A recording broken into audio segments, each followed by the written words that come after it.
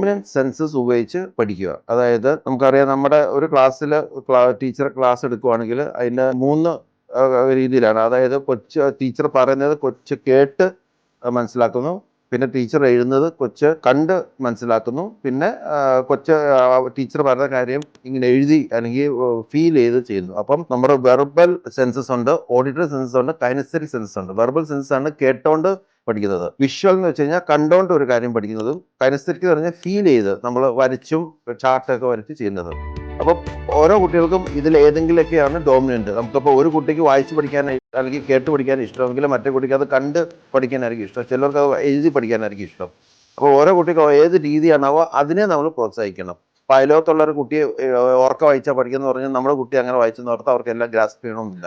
അപ്പോൾ നമ്മുടെ കുട്ടിക്ക് എന്ത് രീതിയിൽ പഠിച്ചാൽ താല്പര്യം വെച്ചാൽ അതിനെ നമ്മൾ പ്രോത്സാഹിപ്പിക്കണം.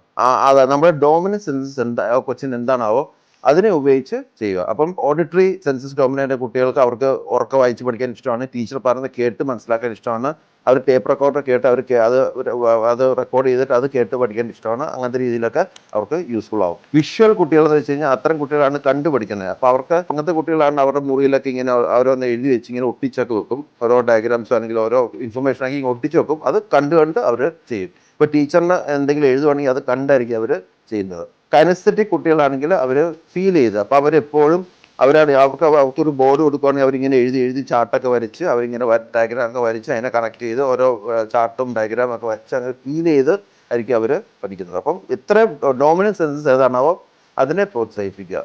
അത്തരം ചെയ്ത് കഴിഞ്ഞാൽ കൊച്ചും കൂടി ഓർത്തിരിക്കാൻ സാധ്യത കൂടുതലാണ്.